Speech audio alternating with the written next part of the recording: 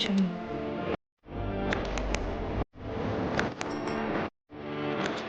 విస్తృతి news YouTube channel ప్రేక్షకులకు నమస్కారం. ఆంధ్రప్రదేశ్లోని రాజమండ్రి నగరంలోని గోదావరి గ్లోబల్ యూనివర్సిటీలో ప్రతిష్టాత్మకంగా నిర్వహిస్తున్న 7వ ప్రపంచ తెలుగు సాహిత్య మహాసభలు ముఖ్య అతిథులు, ప్రముఖులు చైతన్య సారస్వత పరిషత్ అధ్యక్షులు, Godavari global university chancellor K V. Satyanarayana Raju అధ్యక్షత వహించగా, శ్రీ కళావేదిక చైర్మన్ కళారత్న కత్తిమండ ప్రతాప్ స్వాగత ఉపన్యాసంతో అలాగే భారతీయ సంస్కృతి మరియు తెలుగు కల్చర్ ప్రతిబింబించే నృత్య కళా ప్రదర్శనలతో అట్టహాసంగా ప్రారంభమయ్యాయి. ఈ కార్యక్రమంలో ఏపీ రక్షణ దళం కమాండెంట్ నరసింహారావు, మాజీ ఎమ్మెల్సీ ఆదిరెడ్డి అప్పారావు పొట్టి శ్రీరాములు, తెలుగు విశ్వవిద్యాలయం రిజిస్ట్రార్ డాక్టర్ ఎం. శ్రీనివాసరావు, సాహితీవేత్తలు ఎర్రప్రగాడ రామకృష్ణ, శ్రీ కళావేదిక అధ్యక్షులు ఈశ్వరి భూషణం, శ్రీ కళావేదిక జాతీయ ప్రణాళికాధికారి డాక్టర్ టి. పార్థసారథి తదితరులు పాల్గొని తెలుగు భాష, సాహిత్యం, సంస్కృతిని కొనియాడారు.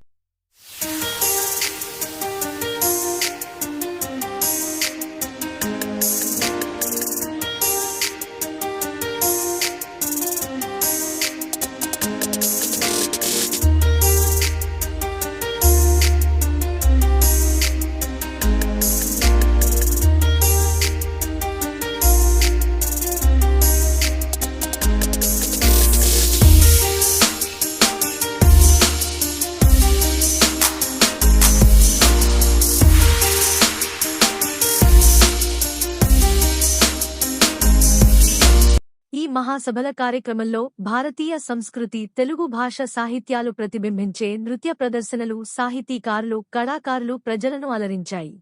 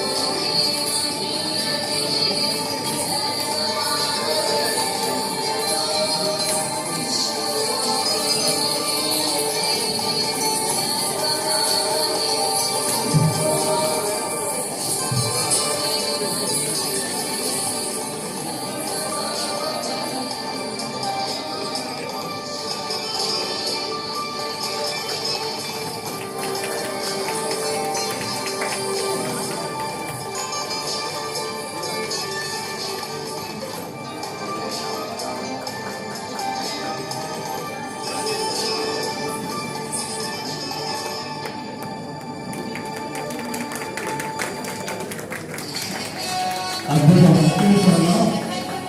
బాగా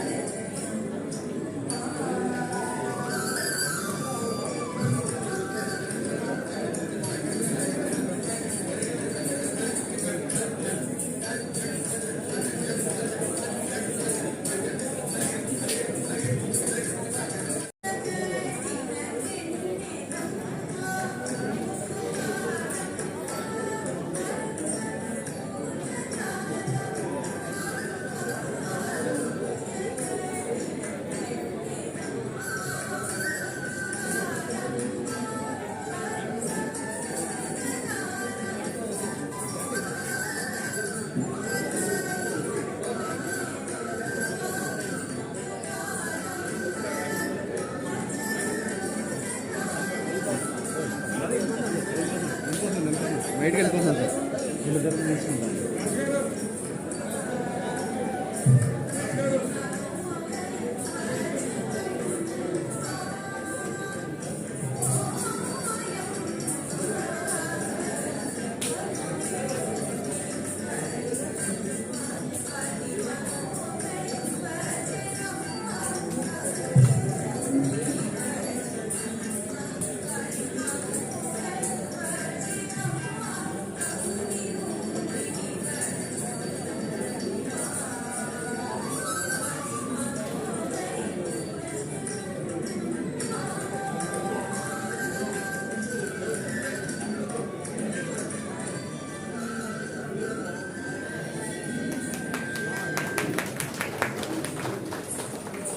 ఈ మహాసభల కార్యక్రమంలో తెలుగు భాష గొప్పతనం గూర్చి అలాగే తెలుగువారు ప్రపంచంలో ఎక్కడున్నా అందరూ కలిసి భాషా పరిరక్షణకు కృషి చేయాలని ప్రముఖులు ప్రసంగించారు.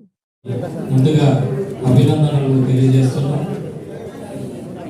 కోసల దేశం రాజును చూశాం, మిథిలా నగర రాజును చూశాం, కానీ ఇక్కడ చైతన్య దేశానికి ఒక రాజు ఉన్నారు, వారు చైతన్య రాజు గారు. ఇంత వారి కత్తికి రెండు వైపులా పదును ఉంది. ఇటు విద్యాదానం చేస్తున్నారు, ఇట్లా సాహిత్యాన్ని ప్రోత్సహిస్తున్నటువంటి వారికి ప్రత్యేకంగా నమస్సులు తెలియజేస్తున్నారు. ఇంతమంది తెలుగు వారిని ఇక్కడ ఏకీకృతం చేసి ప్రపంచ సాహిత్య సభలు నిర్వహించడం, బహుశా ఇది 7వ సభ, అంటే 7 అడుగులు వేశారన్నప్పుడు 7 అడుగులు వేశారు. నిజంగా ఇది 100 సంవత్సరాలు 100 సభలు జరగాలని కోరుకుంటూ, ఇంత పెద్ద అత్యున్నత మహాభారతుల మధ్య పాల్గొనే అవకాశం మాకు కలిగించినందుకు నిర్వాహకులకు ప్రతి ఒక్కరికి పేరు పేరున ధన్యవాదాలు తెలియజేస్తున్నాను. Thank you sir. అలాగే ఆచార్య టి. గౌరీ శంకర్ గారు, పూర్వ రిజిస్ట్రార్, తెలుగు విశ్వవిద్యాలయము, వారిని తమ సందేశం అందించవలసిందిగా కోరుతున్నాను.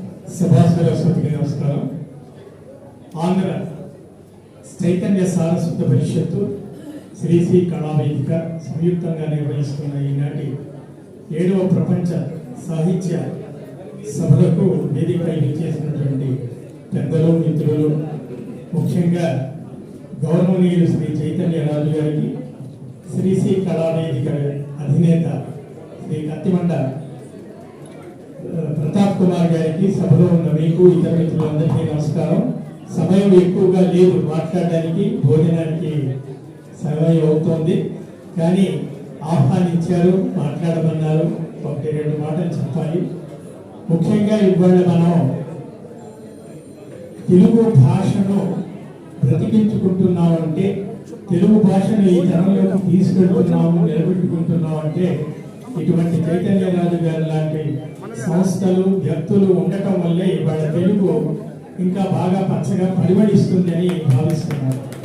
ఎందుకంటే ఒకవైపు తెలుగు పిల్లలు, ఈ తరం పిల్లలు తెలుగు చదువుకునే పరిస్థితి లేదు, తెలుగు దూరం అవుతున్నారు, పిల్లల్లో ఈ జనరేషన్ అంతా కూడా ఇంగ్లీష్ మాట్లాడుతున్నారు అని యునెస్కో కూడా రానున్న కాలంలో తెలుగు ముద్ద భాషల్లో చేరపోతుంది అనే ఒక ప్రమాద ఘంటికలను మనకు అందించినా అదేమీ లేదు అనే ఒక గుండె ధైర్యంతో తెలుగు ఇంకా ఇంకా ఇంకా కొన్ని వేల సంవత్సరాలు బ్రతికి ఉంటుంది అని నిరూపించుకుంటున్నటువంటి సందర్భంలో ఇటువంటి సభల్ని మనం ముఖ్యంగా చెప్పుకోవాలి.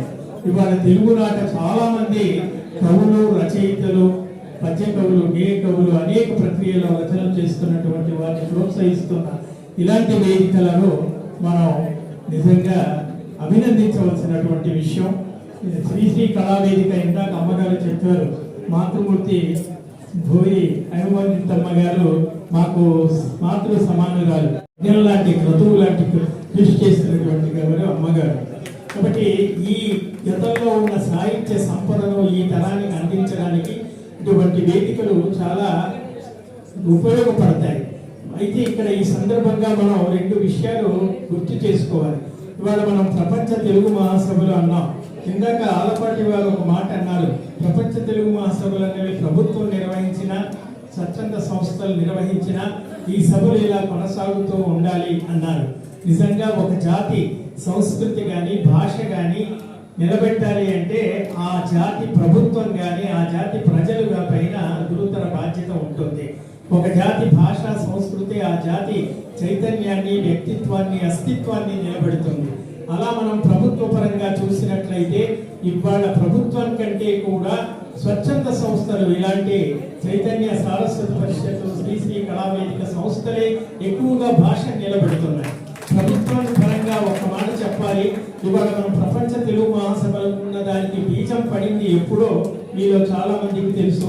1975లో మండలి వెంకటకృష్ణారావు గారు, జగన్ వెంకటరావు గారి ప్రభుత్వం ఉన్నప్పుడు హైదరాబాద్ లో మొట్టమొదటి ప్రపంచ తెలుగు మహాసభలు నభూతోన్న భవిష్యత్ అనే రీతిలో జరిపారు. అది మొట్టమొదట బీజం పడింది అక్కడ. అది ప్రభుత్వం తర్వాత 1982లో 2వ ప్రపంచ తెలుగు మహాసభ మలేషియాలో జరిపింది. ప్రభుత్వం 1990లో 3వ ప్రపంచ తెలుగు మహాసభలు మారిషస్ లో జరిపింది. ఆ తర్వాత స్తబ్దత వచ్చేసింది. అంటే ప్రభుత్వ పరంగా జరుగుతున్న దానికంటే ఇవాళ ఇలాంటి సంస్థలు ఎక్కువగా చేస్తున్నాయని చెప్పటమే నా ఉద్దేశం. కాబట్టి 4వ ప్రపంచ సభ 90 తర్వాత 2012లో, అంటే ఇదంతా కూడా ప్రభుత్వంలో ఉన్నటువంటి రకరకాల పరిణామాలు, మనం దాన్ని తప్పుపట్టడం కాదు. కానీ ఒక చారిత్రక సన్నివేశాన్ని చూసినప్పుడు 2012లో తిరుపతిలో ప్రభుత్వం 4వ ప్రపంచ తెలుగు మహాసభ చేసింది. ఆ తర్వాత 2014లో రాష్ట్రం విడిపోయిన తర్వాత 2017లో తెలంగాణ ప్రభుత్వం ప్రపంచ తెలుగు మహాసభలు జరిపింది. ఈ 5 మాత్రమే ప్రభుత్వం జరిపినటువంటి ప్రపంచ తెలుగు సభలు. కానీ ఇవాళ రాష్ట్ర వ్యాప్తంగా, దేశవ్యాప్తంగా, ప్రపంచ వ్యాప్తంగా ఆటాలు, దానాలు, ఇంకా అనేక సంస్థలు, ఇలాంటి సంస్థలు కొన్ని వందల వేల తెలుగు మహాసభలు జరపటం వల్ల ఇవాళ తెలుగు భాష బ్రతికుంది. ఇవాళ తెలుగు భాష ఇంకా పచ్చగా వికసిస్తుంది, ఈ తరానికి అందిస్తుంది. కాబట్టి ఇటువంటి సంస్థల్ని మనం ప్రోత్సహించి ఇటువంటి వ్యక్తుల్ని మనం అభినందించవలసిన అవసరం ఉందని నేను మీకు మనవి చేసుకుంటూ, నన్ను పిలిచి ఈ మాటలు 2 మాటలు మాట్లాడే అవకాశం ఇచ్చినందుకు మీ అందరికీ ధన్యవాదాలు తెలియజేసుకుంటున్నాను. మండలి వెంకటేశ్వరరావు గారు మొదటి మహాసభలకు ఎలా అయితే బీజం వేశారో మరొక వ్యక్తిని కూడా మనం ఇవాళ స్మరించుకోవాలి. పుట్టి శ్రీరాములు తెలుగు విశ్వవిద్యాలయాన్ని నందమూరి తారక రామారావు గారు 1985 డిసెంబర్ 2వ తేదీన స్థాపించి తెలుగు భాషలో ఒక ప్రత్యేకమైన భాష లాంగ్వేజ్ యూనివర్సిటీ, మనకి దేశంలో తమిళ విశ్వవిద్యాలయం ఉంది, కన్నడ విశ్వవిద్యాలయం ఉంది, ప్రాంతీయ భాషా పరంగా భాషా విశ్వవిద్యాలయం, సంస్కృత విశ్వవిద్యాలయం ఎలాగో ఉంది. తెలుగుకు లేదు అని ఆలోచించి రామారావు గారు పెట్టిన తెలుగు విశ్వవిద్యాలయం ఇవాళ రాజమండ్రిలో మళ్ళీ పునర్వికాసం చెందుతోంది. మా శ్రీనివాసరావు ఇక్కడే రిజిస్ట్రార్ గా ఉన్నారు. నేను మాజీ రిజిస్ట్రార్ అయితే ఆయన తాజా రిజిస్ట్రార్. ఇద్దరం పక్క పక్కనే కూర్చున్నాం, మాజీలు తాజాలు కలగలిసి. ధన్యవాదాలు. ముఖ్యంగా చైతన్యరాజు గారు చాలా సహృదయులు. మొన్ననే అమలాపురంలో ఫిబ్రవరిలో చాలా భారీ ఎత్తున సభలు జరిపి మళ్ళీ 3 నెలలు తిరగకుండానే మళ్ళీ ఇక్కడ ఇంత సభలు జరపడం అనేది ఆయనకు భాష పట్ల ఉన్న అభిమానం. పైగా వాళ్ళ కోర్సుల్లో తెలుగును కూడా ఒక ప్రవేశపెట్టి తెలుగు సంస్కృతం పట్ల కూడా పిహెచ్డీలు అధ్యయనాలు చేయిస్తున్నామనుకో నిజంగా మీకు చేతులకు దండం పెట్టాలండి. చాలా చాలా ధన్యవాదాలు తెలుగును బ్రతికిస్తున్నందుకు. Thank you very much.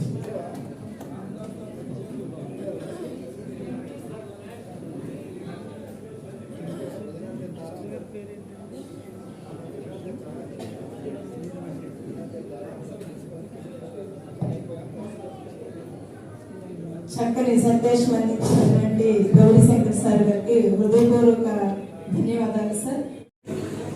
పొట్టి శ్రీరాములు తెలుగు విశ్వవిద్యాలయంలో ఒక విద్యార్థిగా అడుగుడినటువంటి నాటి నుంచి ఇప్పుడు రిజిస్ట్రార్ ఇన్ఛార్జ్ బాధ్యతలు నిర్వహించే నేటి వరకు నన్ను ఉన్నత స్థితికి తీసుకొచ్చినటువంటి ఎందరో గురువర్యులు, ఎందరో మహానుభావులకు అందరికీ శిరస్సు వచ్చి నమస్కరిస్తూ ఈ శ్రీశ్రీ సాహిత్య వేదకి నిర్వహిస్తున్నటువంటి కత్తి ప్రతాప్ గారు కళారత్న, వారి కత్తికి 2 అంచులు కలిగినటువంటి ఖడ్గం ఎప్పుడూ పదును ఉంటుందని చెప్పేసి భావిస్తూ విశ్వవిద్యాలయంలో రాజమహేంద్రవరంలో ఏర్పడినటువంటి తెలుగు విశ్వవిద్యాలయానికి అట్టడుకున్నటువంటి పాపలకు సైతం అర్థమైతేనే దానిలో ఉన్నటువంటి ఆ ఎస్సెన్స్ ఏదైనా సరే మసాలా వేయకుండా కూర వండితే ఎంత చప్పగా ఉంటుందో, దానికి తగిలిస్తే ఎంత రుచికరంగా ఉంటుందో, ఆ తెలుగు భాషని సామాన్యులకి అందుబాటులోకి తీసుకురాగలిగినప్పుడే ఆ మాధుర్యాన్ని కవులే కాదు, కళాకారులే కాదు, పండితులే కాదు, పామరుల యొక్క పాదాల దగ్గరకు తీసుకోవాలనేటువంటి నాడు మన భాష శ్రీకృష్ణదేవరాయలు గారు Italian of the east Telugu ఉన్నటువంటిది. ఎందుకైంది? ఆ ఇటలీ భాష ఎలా అయితే అచ్చులతో ముగించబడుతుందో తెలుగు కూడా ప్రతి మాట, ప్రతి ఒక్క ఉచ్చారణ, ప్రతి ఒక్క మనిషి యొక్క పేరు అచ్చుతోనే ముగింపబడుతుంది. కనుక నిజంగా ప్రభుత్వం నిర్వహించాల్సినటువంటి ఈ కార్యక్రమాలు ప్రైవేట్ పరంలో కూడా ఇంత అటహాస్యంగా ఘనంగా అనేక మంది అతిరథ మహారాజులని వేదిక మీదకి తీసుకొచ్చి నిర్వహించడం అనేటువంటిది అది నిజంగా చైతన్యరాజు గారి లాంటి దాతృత్వం కలిగినటువంటి మూర్తివంతులకు మాత్రమే దక్కుతుందని చెప్పేసి భావిస్తూ నాకు ఒక చిన్న మనవి, అఫీషియల్గా అయితే చెప్పకూడదు కానీ ప్రపంచ మహాసభలు గత సంవత్సరంలో 25లో గజల్ శ్రీనివాస్ గారు గుంటూరులో నిర్వహించారు.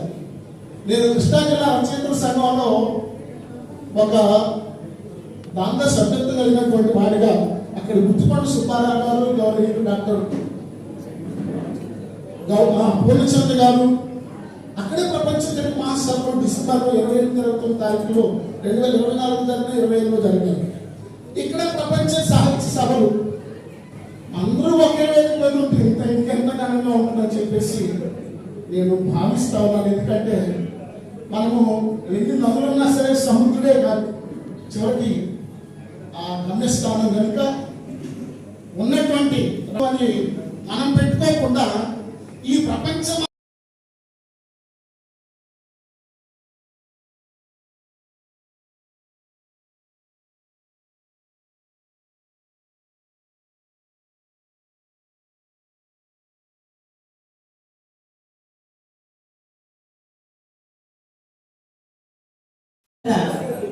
నిర్వహణాధికారి చైతన్యరాజు గారికి నేను మనస్ఫూర్తిగా ఆయన అభినందిస్తున్నాను, ఆయన ఆశీర్వదిస్తున్నాను. ఇంకా ముందు ముందు ఇలాంటి మంచి మంచి కార్యాలు ఆయన చేయాలని చెప్పేసి నేను సంకల్పిస్తున్నాను. నిజంగా చైతన్యరాజు గారిని చూస్తే నాకు అనిపిస్తుంది నాటి కృష్ణదేవరాయల్ని తలపింపజేసేలా ఉన్నాడు ఆయన. ఎందుకంటే అన్ని రంగాల్ని కూడా ఆయన ఇతోధికంగా ప్రోత్సహిస్తున్నారు. చాలా అద్భుతంగా అటు సాహిత్య రంగం, ఇటు కళారంగం, ఇటు విద్యారంగం ఒకటేంటి ఎంతో మందికి విద్యాదానాన్ని ప్రసాదిస్తున్నటువంటి చైతన్యరాజు గారికి, అలాగే మా శ్రీశ్రీ కళావేదిక CEO డాక్టర్ కళారత్న కత్తిమండ ప్రతాప్ గారిని కూడా నేను ఈ సభాముఖంగా అభినందిస్తున్నాను. ఎందుకంటే నిత్యం నిరవధికంగా ప్రతి నెల ఎక్కడో ఒక చోట ప్రాంతాలకు అతీతంగా ఆంధ్ర తెలంగాణ అనేటటువంటి ఆ భేదం లేకుండా ప్రాంతాలకు అతీతంగా చక్కటి కవి సమ్మేళనాలు ఇప్పుడు 169 కవి సమ్మేళనాలు ప్రతి నెల నిర్వహిస్తున్నారంటే ఇది మామూలు విషయం కాదు. పైగా కలం పట్టని వాళ్ళ చేత కలం పట్టిస్తున్నారు, గళం ఇప్పని వాళ్ళ చేత గళం ఇప్పిస్తున్నారు. ఈ విధంగా అందరినీ కూడా ప్రోత్సహిస్తున్నటువంటి శ్రీశ్రీ కళావేదిక CEO ప్రతాప్ కత్తమండ గారికి, తర్వాత ఈనాటి సభలకి జాతీయ అధ్యక్షుడు డాక్టర్ టి పార్థసారథి గారు, అలాగే శ్రీమతి ఈశ్వరి భూషణం, తక్కిన సభ్యులందరినీ కూడా నేను అభినందిస్తూ నాకు ఈనాడు పాల్గొనేటటువంటి ఇంతమంది మహామహుల సమక్షంలో మాట్లాడే అవకాశం ఇచ్చినందుకు ధన్యవాదాలు తెలియజేసుకుంటూ సెలవు తీసుకుంటున్నాను. థ్యాంక్ యూ అమ్మా. ఇప్పుడు చేయడానికి ప్రధానమైన కారణం ఏంటంటే తెలుగు పదాలని ఇంగ్లీష్ అక్షరాల్లో తప్పుగా జరుగుతుంది 200 సంవత్సరాల నుంచి. దీనికి చిన్న ఉదాహరణ, గోదావరి మనం తెలుగులో చక్కగా వలుపుతాం, దాన్ని ఇంగ్లీష్లో రాసిన తర్వాత తిరిగి గోదావరి అని వలుపుతున్నాం. శర్మ అనే స్పెల్లింగ్ ఒకరు SRE రాస్తారు, ఒకరు SHREE రాస్తారు. ఈ విషయాన్ని తెలుగు భాషలో వారు పోషిస్తున్నారు. వారికంటే గొప్ప అర్హత కలిగినటువంటి వారు యాప్ ఆవిష్కరించడానికి ఎవరు లేరు. అందుకని వారి చేతి మీద దీన్ని ఆవిష్కరించమని సవినయంగా కోరుతున్నాను.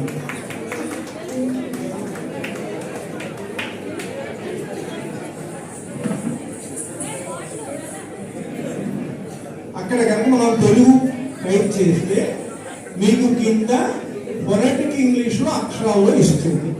దీనివల్ల లాభం ఏంటి? తెలుగు పదాలను మామూలుగా ట్రాన్స్లేట్ చేయడం, ట్రాన్స్లిటరేట్ చేయడము ఫారినర్స్ తప్పుగా చదువుతున్నారు. అదే కనుక దీని ద్వారా మనం ఇచ్చామనుకోండి, తెలుగు రాని ఒక విదేశస్తుడు అంటే యూరోపియన్ కంట్రీ వారు కూడా తెలుగు పదంలాగా దాన్ని వారు చదవగలుగుతారు.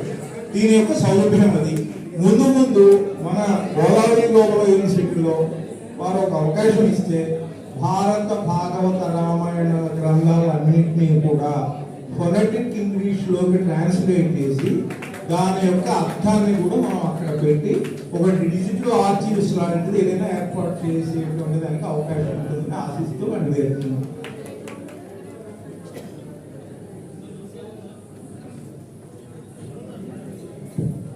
ధన్యవాదాలు శ్రీనివాసరావు గారు, శరణ్ గారు. ఇంతటి గొప్ప అవకాశాన్ని నాకు ఇవ్వడం చాలా ధన్యుడిని, మీకు కృతజ్ఞుడిని కూడా. అలాగే మీరు చెప్పినటువంటి రామాయణ, భారత, భాగవత మొత్తం ఈ పౌరాణిక గ్రంథాలకు సంబంధించినటువంటి ఇక్కడ మన ఒక శాఖ ఇక్కడ మేము తెలుగు మహాసభ సందర్భంగా ఇక్కడ ఏర్పాటు చేయడం జరిగింది.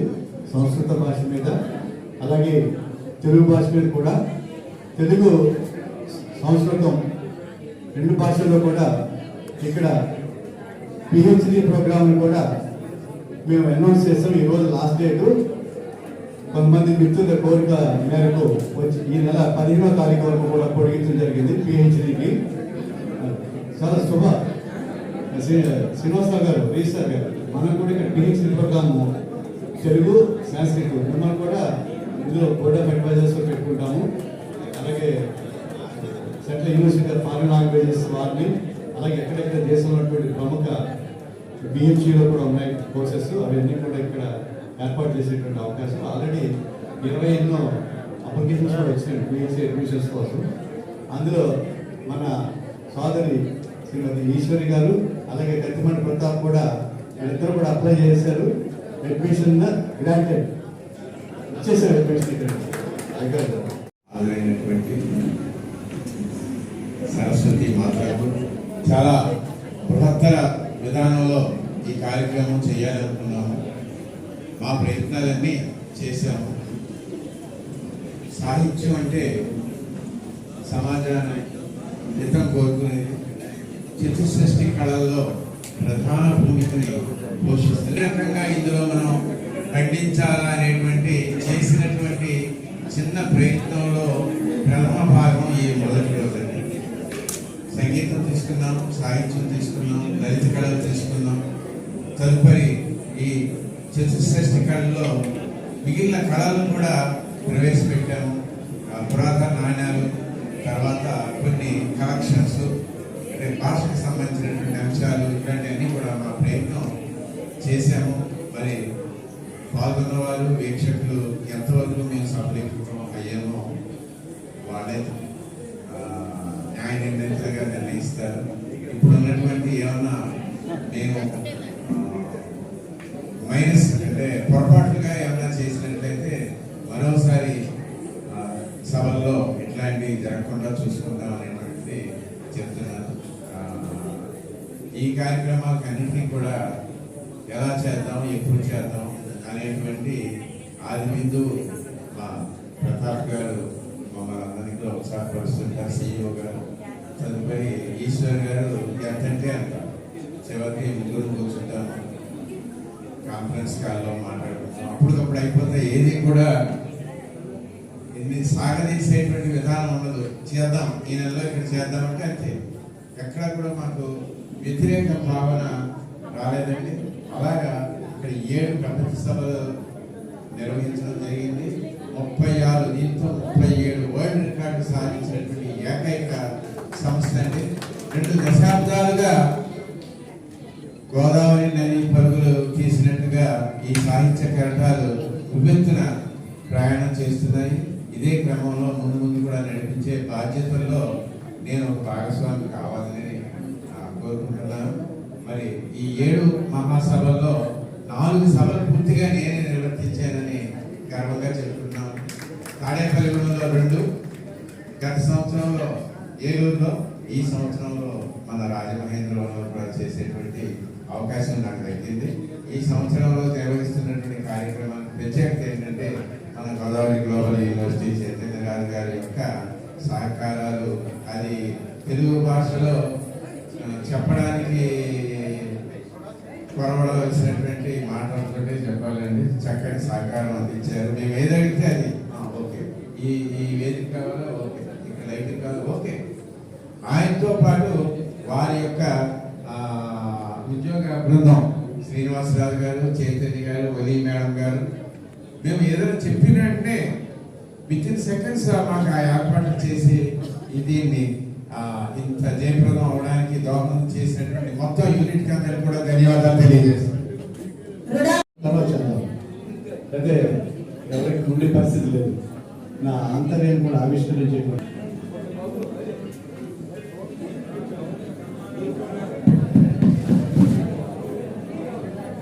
దయచేసి అందరూ కూర్చోవలసిందిగా కోరుతున్నాము.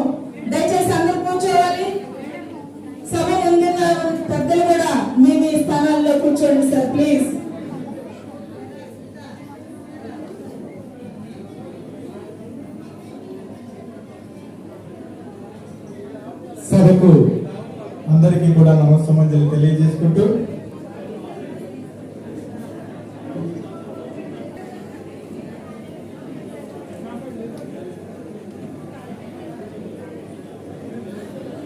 ఏడవ ప్రపంచ తెలుగు సాహిత్య మహాసభల కార్యక్రమంలో కవి సమ్మేళనంలో పాల్గొన్న కవులు, సాంస్కృతిక కార్యక్రమాల్లో పాల్గొన్న కళాకారులను సత్కరించారు.